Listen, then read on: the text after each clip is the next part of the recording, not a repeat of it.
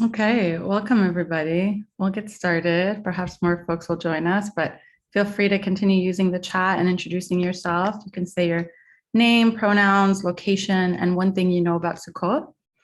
And again, with all these classes, the format is basically I'll give a little transmission around the meaning of the holiday, and feel free to use the chat throughout if there's things that I say that you have a question about or a comment. So feel free. The chat is yours, and then at the end there'll be some time for Q&A as well. So I'll address some of the questions I'll have. And this is the final class in this 3-week series. So thank you so much for coming and being part of this. It was a really beautiful course to teach, and I'm really excited to close it off with this holiday of Sukkot, which is actually one of my favorite holidays. So a little bit of a background of where we've been and where we are now. So we just finished the holiday of Yom Kippur, the Day of Atonement, which is in some ways like the climactical moment in the Hebrew calendar year, right? It's the day of fast. It's the day of intimacy with God, reunion, right? We spend almost like a month and a bit to just like really cleanse and get ready for Yom Kippur.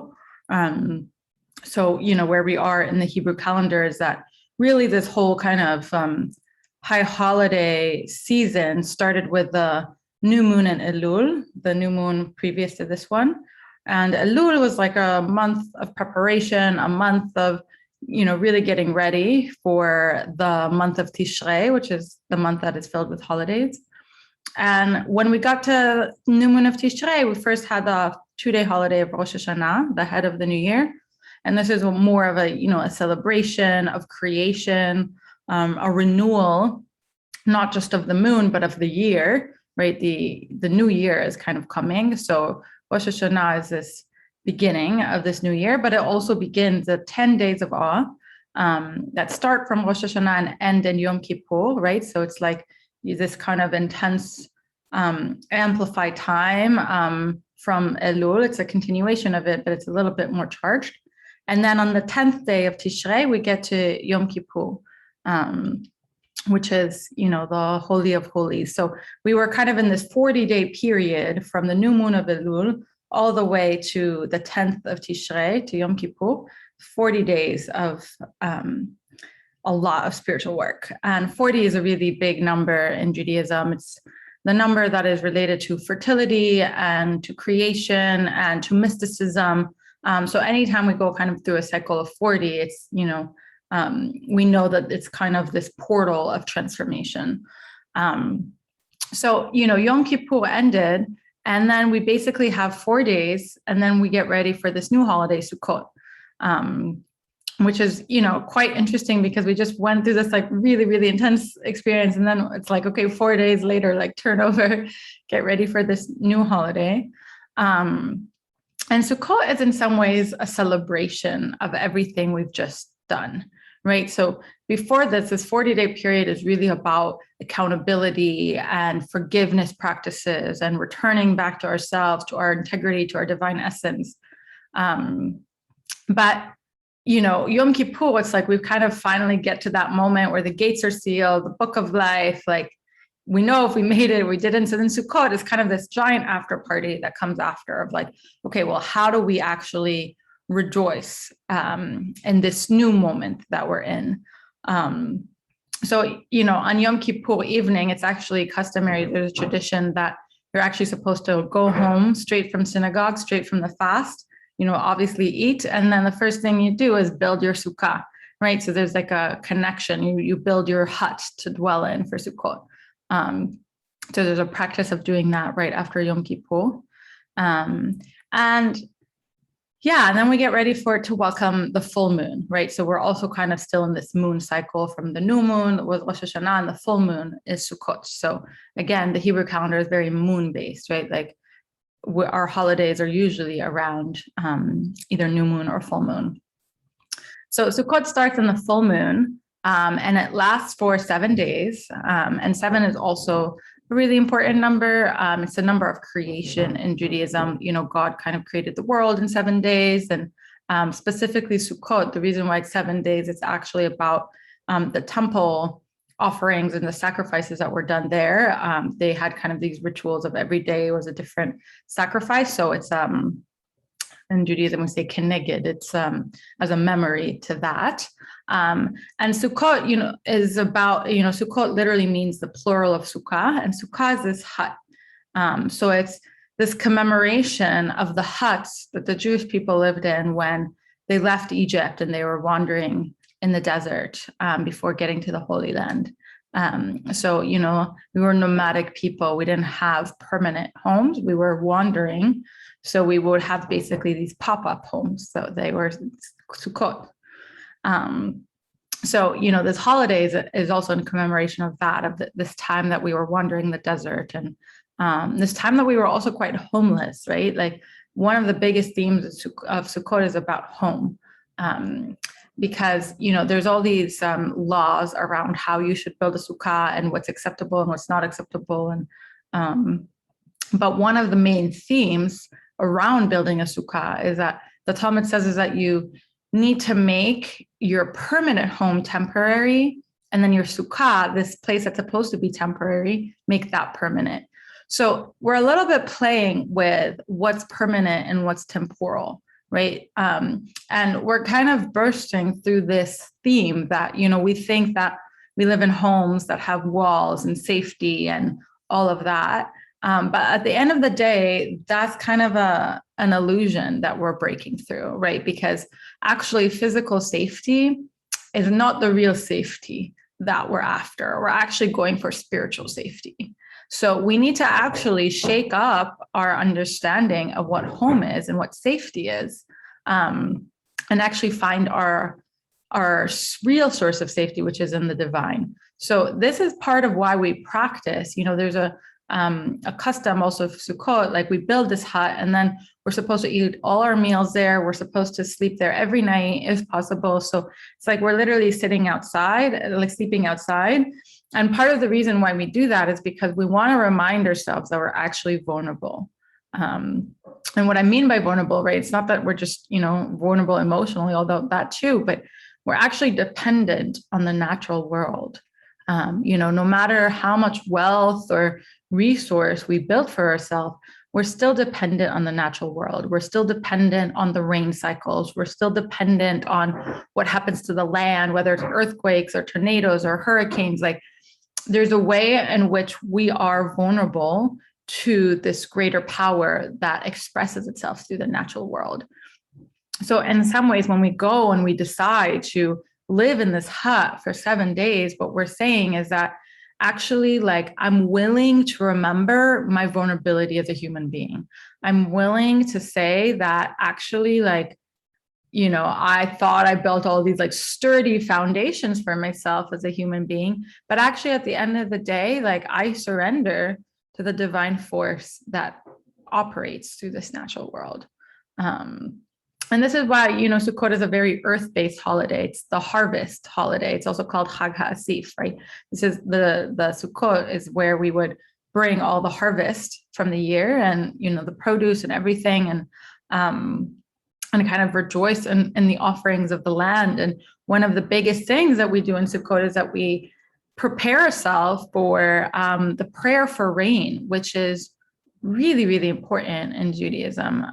The Talmud says that there are, human beings have free will, but there's still certain keys that the divine holds over us. And one of those keys is the key of rain, right? Like human beings, we can do all these things. We can go to Mars, we can travel, we can build all this high-end technology, but we still actually can't make it rain, right? And especially, I'm sitting in California and it's like so potent, this conversation about rain and land. And, no matter how advanced we get technologically, there's still a dependency that we have about our nourishment and our food that comes from this question of, will it rain enough this year?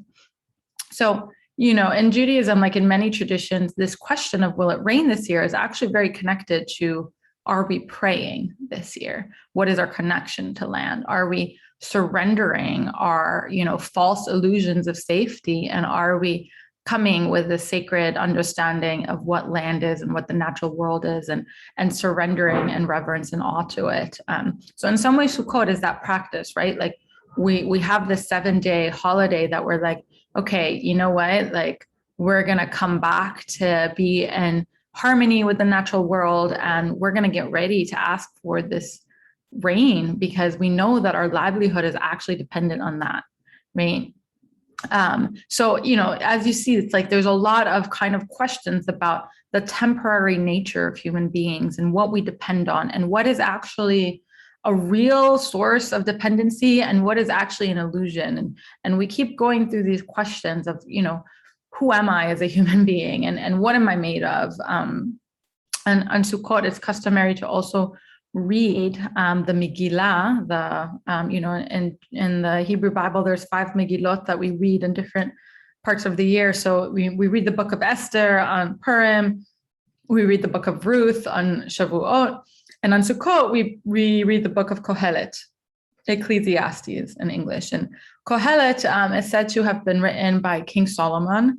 And King Solomon actually wrote a couple books, and it says that Kohelet was his last book, like the book that he wrote at his old age.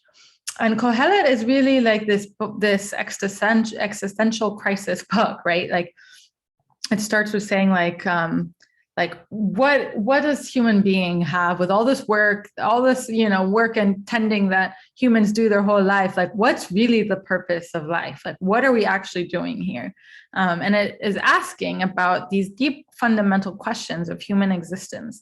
So this is very related to Sukkot because this is a time where, we're really asking that. We're like, we know that our bodies are time bound. We know that, if we don't get the rains, we don't eat. We know that, there's this reality to time, but we also know that there's some things that are eternal. So it's a little bit this process where we're sifting through, right? Like, what is the eternal truth? What is the eternal root of my safety? And what are these temporary conditions that I have to operate within through a human body? And what are, these false illusions of safety that I build for myself? And are they actually sturdy enough?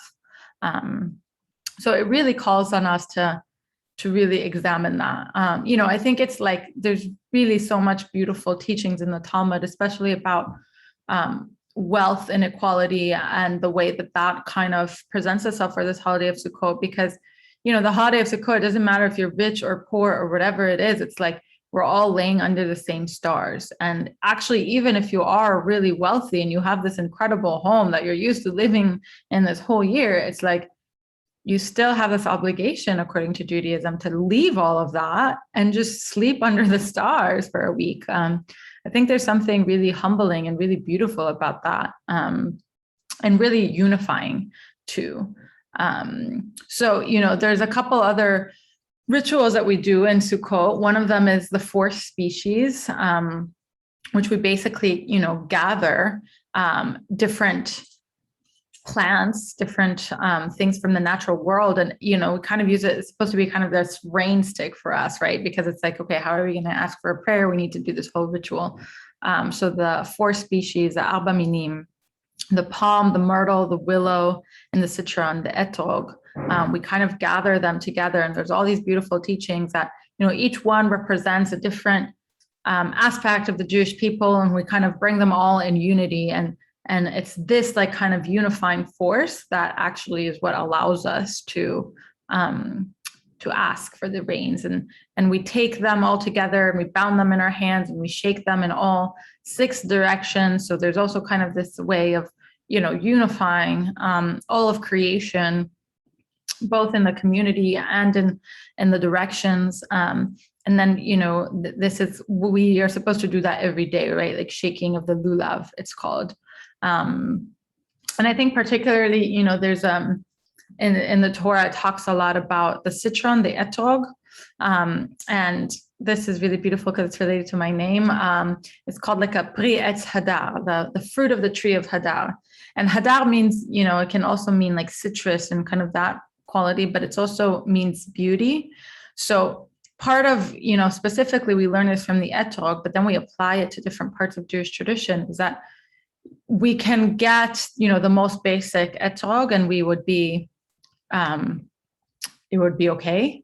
But there is this kind of aspect of like, okay, if you want to go above and beyond, like you can beautify, lehader, it's called, to make hadar, to beautify the mitzvot, to beautify the commandments, to beautify the action. So with the etrog, it's kind of this thing where people every year are like, okay, like I want to get the most beautiful one. And that's, again, we don't have to, but it's just if we want to actually like beautify more, we have that option. And this teaching of beautification is applied to different laws throughout Judaism, right? There's like the basic way of like meeting what we're supposed to do, and then there's the going above and beyond, which is the beautifying of it, right? We can think of like a mezuzah, for example, like the thing we hang on our doors for protection in the entrance, right? We can get like a very basic one, but we can also get like a really beautiful one.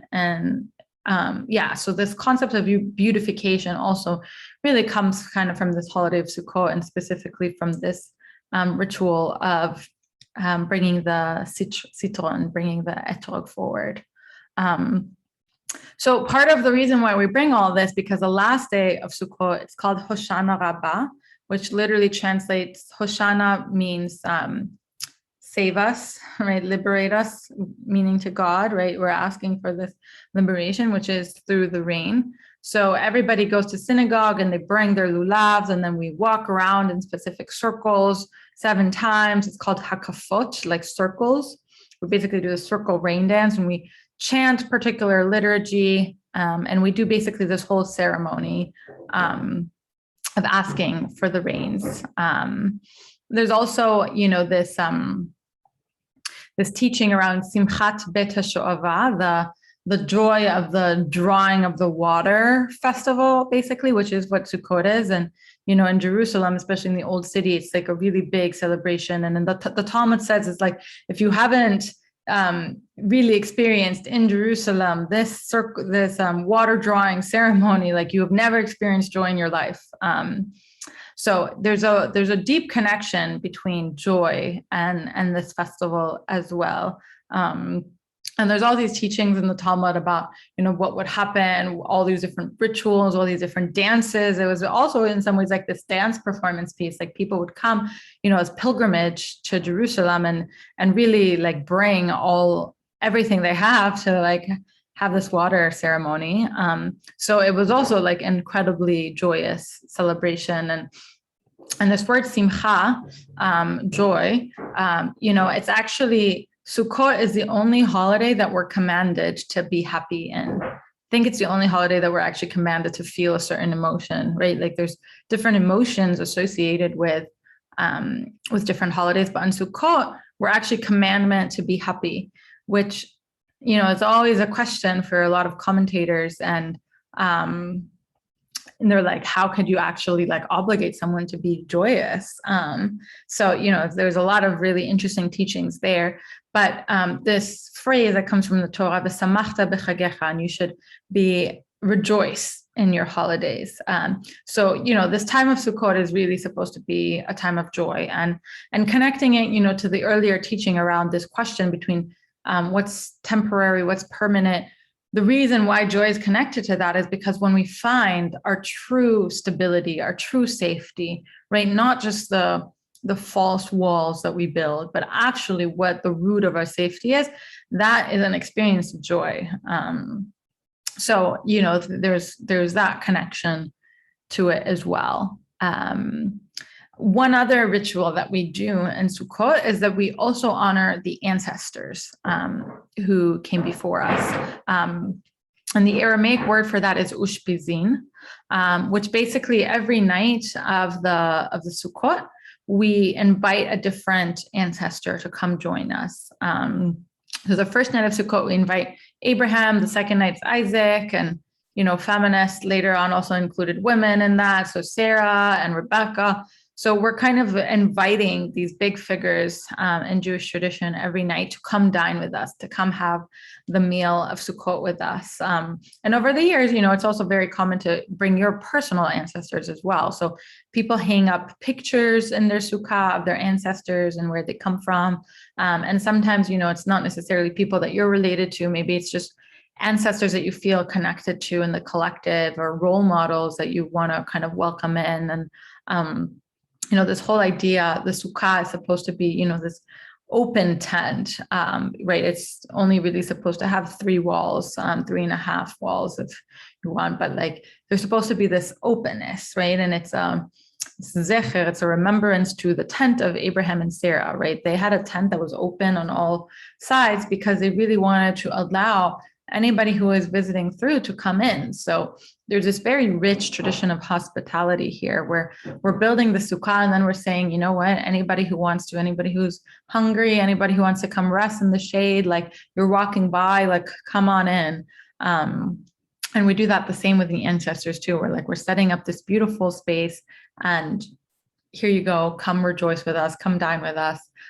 So I really love that welcoming the guests part of Sukkot. And, in some communities, they do this thing called the sukkah hop, where they go from sukkah to sukkah to like check out the decorations, check out all of the, the ways that people have built a sukkah. And yeah, especially in Jerusalem, like, when you're walking down and on Sukkot, you see all these sukkahs, and it's, the custom is that you can really walk into anybody's sukkah because everything truly belongs to God. So we're really practicing that this holiday. It's like, how do we bring our offering into the world, and how do we not hold on so tightly that's like, this is mine, right? Like there's so much about releasing this notion of like private property, and actually saying like, this is God's land. I'm dependent on the land, and I'm here of service. So what can I offer? And I'm here to acknowledge that in this whole world, like I'm actually quite vulnerable. And that's actually a source of power, not a source of shame or anything like that, right? So we're also practicing, really expressing our own vulnerabilities. Okay, let me see if there's anything. Yeah, so, one of the things that Sukkot, briefly mentioned this, but just, Sukkot is one of the central holidays in Judaism. So it was one of the original holidays. So the way that the Hebrew calendar started is that actually started by 3 holidays. Then over the years, we added more and more. So the 3 core holidays are Sukkot, Passover, and Shavuot. And the reason why these are the core ones is that they're the agricultural ones. They're basically related to the seasons and what was happening in the land. And because, we started as a land-based, agriculturally dependent people, all of our holidays were rooted around that. So Sukkot, is and those 3 holidays, Sukkot, Passover, and Shavuot, it's customary to do a pilgrimage to Jerusalem back in the day when the temple stood, because part of the holiday was giving specific offerings, and when we had the priestly lineage, that's kind of what they did. So people, would kind of bring all their different offerings and come to Jerusalem and rejoice in these holidays.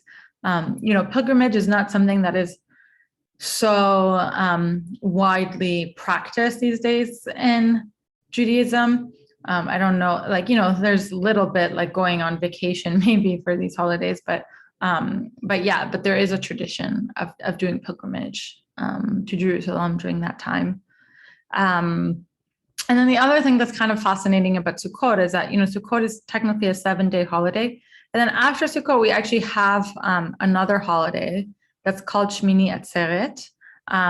It's like the 8th day, and it's basically added on. And it's a little bit, you might know this, but basically in the land of Israel, we usually only practice like one night of holidays, and in the diaspora we practice 2 nights. So it gets a little bit messy, but basically part of what Shmini Atzeret is about is the celebration of Simchat Torah, the joy of the Torah. And this is where we basically take out the Torah from the arks, we take out from the synagogue, we roll them up, and we end, the last chapter, the last parasha, the last Torah portion of the Torah, and then we start again from Bereshit, from creation. So it's a huge celebration of like finishing the cycle of the Torah and starting to read it again. So, every Shabbat we say a certain Torah portion in the Torah. And then, throughout the year, we finish the whole Torah, the 5 books of Moses, what's written in the scroll. So Simchat Torah is the moment where we start that cycle anew. We start the teachings of the Torah anew, and we start with a creation story. So it's also customary for everybody who wants to can get an aliyah, can be called up to the Torah and give the blessing on the scroll. So that's why synagogue is actually quite long, right? Because they basically keep reading it until everybody who wants to get an aliyah, to get called up to the Torah to say the blessing, is able to.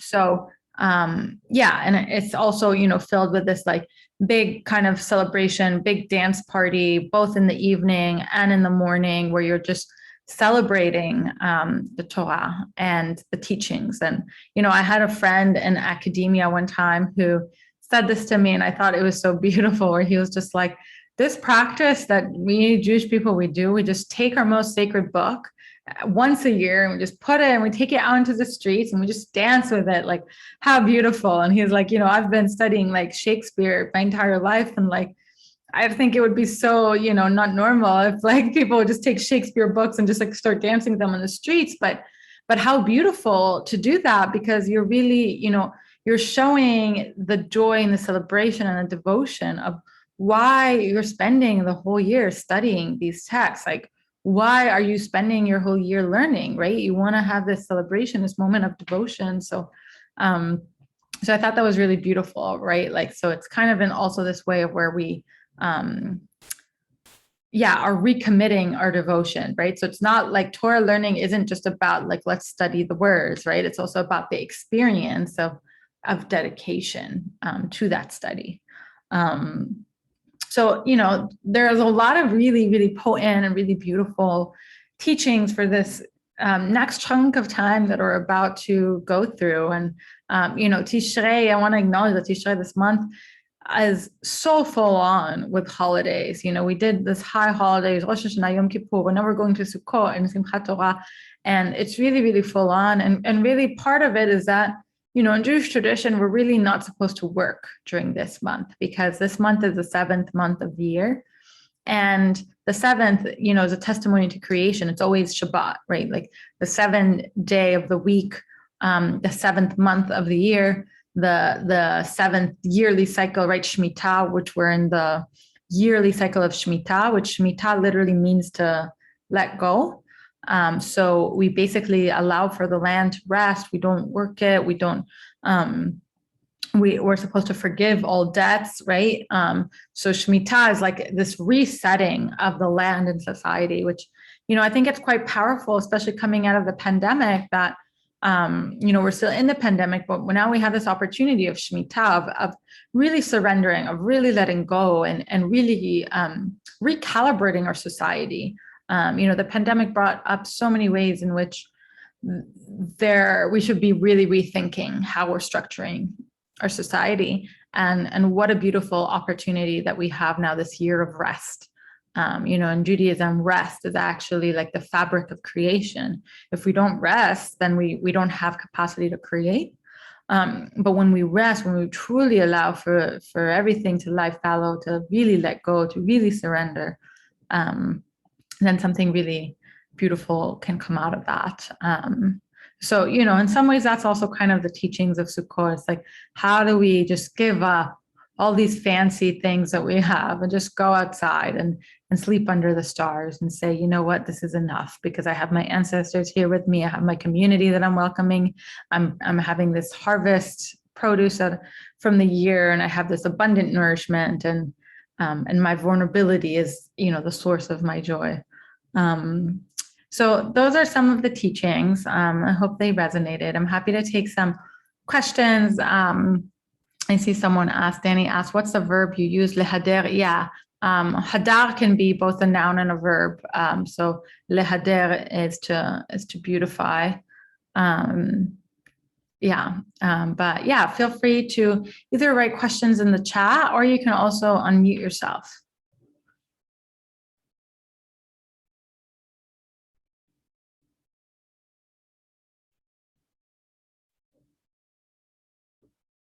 And don't worry because there's no bad questions. They're all good questions. Hi. I hope it's okay. I turned on my video. I know it's recording, but I was just wondering, you mentioned Simchat Betaj. What is it? The water festival? Mhm. Is that a part of Sukkot or am I like, is that something separate? Yeah, so it is part of Sukkot. So basically, it's a little bit. So it was a ceremony that happened. So every year in Sukkot, part of the thing is that we do a prayer for rain. That is part of the holiday every year. This practice, this specific water drawing festival practice, is related to the times of the temple when the temple kind of stood in Jerusalem and we did all these practices. But I think that there's definitely like Haredi communities, like ultra Orthodox communities. I think they still like practice it in some way, and I think there's some kind of more renewal communities in the States that also have like started to kind of bring that forward more. So I think there's some communities that are like trying to question like, okay, well, what do we do with this like really beautiful thing that we have, but it's related to the temple, but how can we bring it forth? Thank you. Which of the 7 days is the asking for water ceremony? So specifically the Simcha Bet HaShoava, I'm not exactly sure. I think it's during Chol HaMoed, but I can double check that. But like Chol HaMoed is basically the days that are not, the first, every time we have kind of like a 7-day holiday, the first days are like Shabbat, meaning we're not supposed to use technology. We're supposed to kind of rest. We're not supposed to really engage in work. And then, so that the first days and the last days are a little bit like that. That's, similar to Passover. And then the days in betweens are called Chol HaMoed, which means they're kind of the more secular days where it's still a holiday, but we're allowed to work. So actually, it's very customary for a lot of people to go hiking during this time because, we want to kind of, still be in this nature spirit and still be celebrating the holiday. But we're allowed to, kind of do this work. Let me just take a look about Beit HaShoava so I don't say anything wrong. So Simchat Bet HaShoava is the rejoicing of the water drawing house. And it's during the intermediate days, so during Chol HaMoed. And it was basically, they did all these like water libation ceremonies, like it's called Nisuach HaMayim, like the pouring of the water. And when the temple was there, I guess they did it every morning of the Sukkot holiday. But then kind of the big deal was like, in the kind of intermediate days between the two.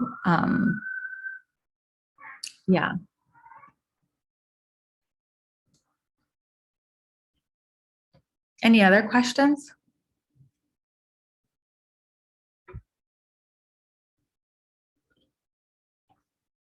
What aspects of the Jewish people do the 4 species represent? Okay, I love that question. So first of all, there's different commentaries about it, and there's different kind of descriptions. It's similar to the 4 children in some ways, in the story of Passover and the Haggadah, where there's, the wise one, the wicked, like, so it's a little bit different with Sukkot because, the 4 species, part of what they're supposed to symbolize is like, there's a little bit this thing about like which is actually kind of in some ways similar to Tu B'Shvat now that I'm thinking about it. Wait, let me just actually think about that because there's all these 4 rituals throughout Judaism. I'm like, what makes this one unique?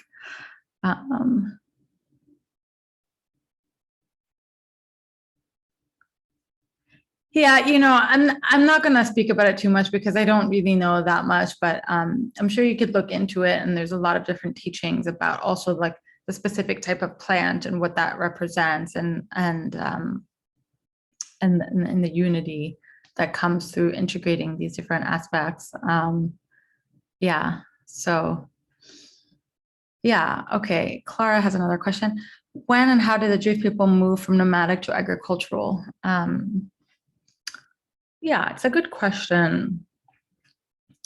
So, part of it is also just histories, right? It's not just Jewish people, it's also what was happening in the world, like how we as humanity moved from being nomadic people to being agriculturally rooted. And a lot of it, had to do with Egypt, when Joseph, Jacob's son, was sold into slavery and then made it down to Egypt and then became high end there. And then, Egypt is going through a drought and all this.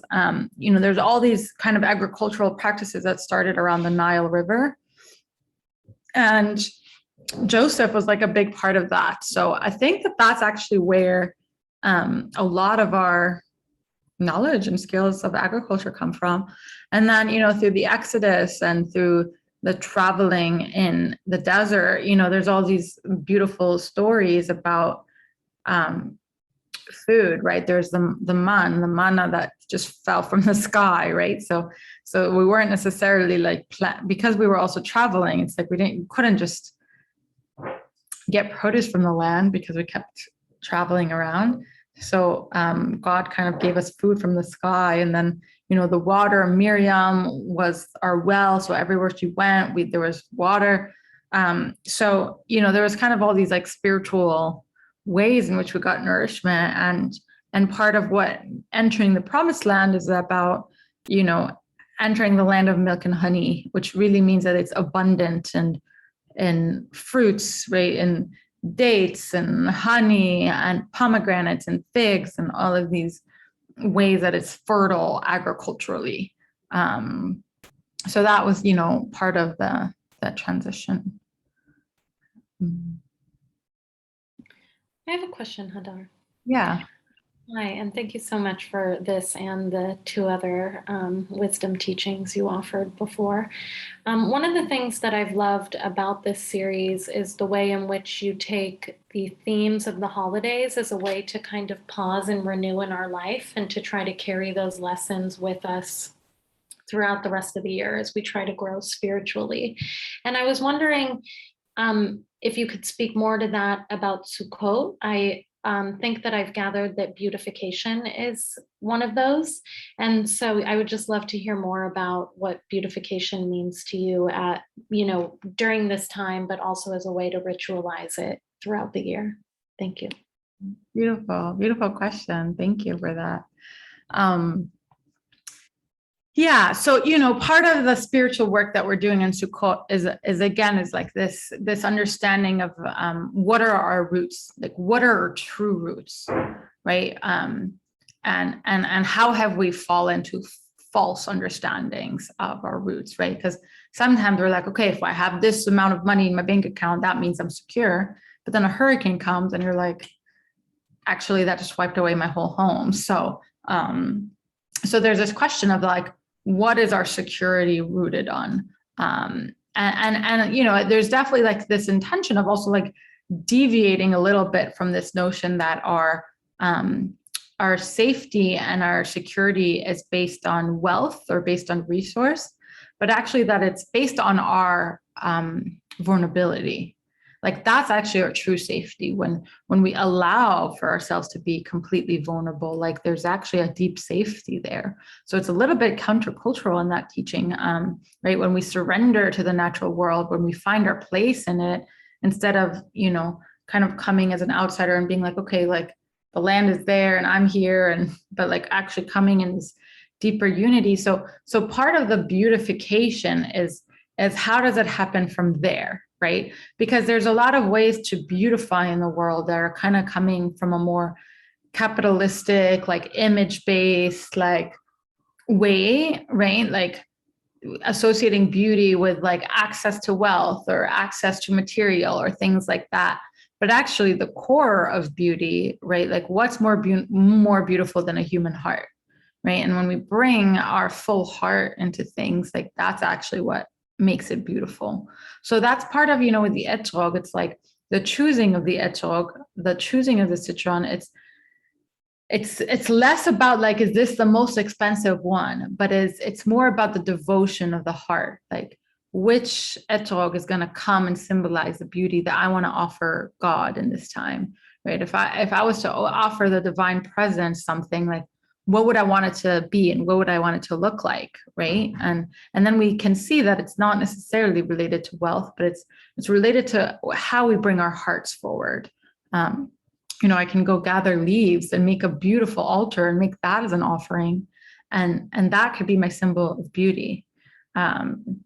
So it's a little bit, kind of shifting. This practice of beautification is shifting from this, like, I need to have, to I am enough, and from here, from the opening of my heart, from my vulnerability, from my offering, from my devotion, that is kind of where my practice of beauty comes forward. So, it's a pretty deep practice. And I love how you asked how, you can kind of take this throughout the year as well, right? Like with Shabbat, like when we're having Shabbat dinner, it's like, yeah, we can get all this fancy food, but sometimes it's just like, okay, I just took a flower from my garden, or, just small things that add to a beautification that is less about like, is it physically beautiful? But does it actually have the spiritual beauty, which, comes from this interconnected, devotional landscape?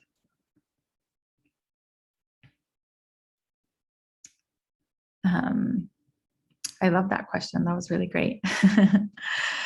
Any other questions that folks have?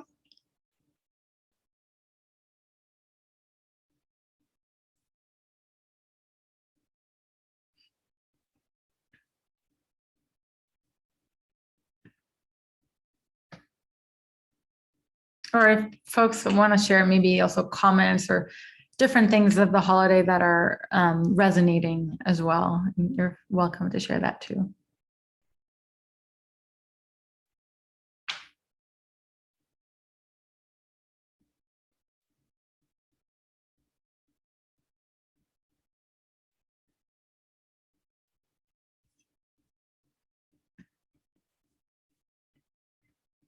Okay, it's okay if not as well.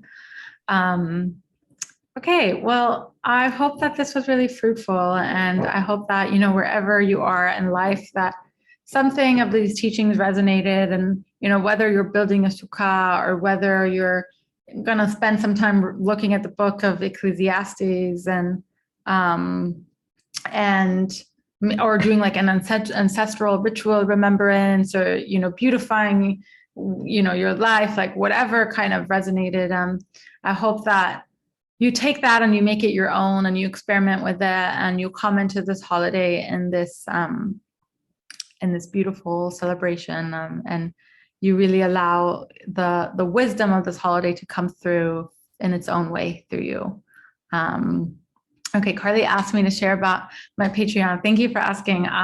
Yeah, I'm still, working on building it out and promoting it well. But yeah, one of my intentions for this year is to really teach more and bring more offerings into the world, especially around Jewish wisdom. I'm hopefully going to have a class on Hebrew goddesses, which is basically ancient Near Eastern practice about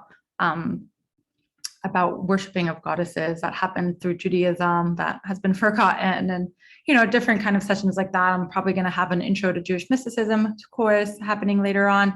So if you want to support my work, I have a Patreon, which basically means that you can do monthly donations for as little as $2 a month and get access to some special content, and as well as get to influence what offerings I share. If there's particular classes you really would like to see, you're welcome to let me know through the Patreon as well. And yeah, thank you all for supporting my work. I'm really looking forward to sharing more Jewish teachings with you all through this year. And it's been really such a treat to share through this perspective of these Jewish holidays. So I really hope you all enjoyed. We can end a little bit early today, but if any folks want to stay on later or just, ask questions or share comments, you're welcome to as well. And if not, I wish you such a joyous and celebratory Sukkot holiday.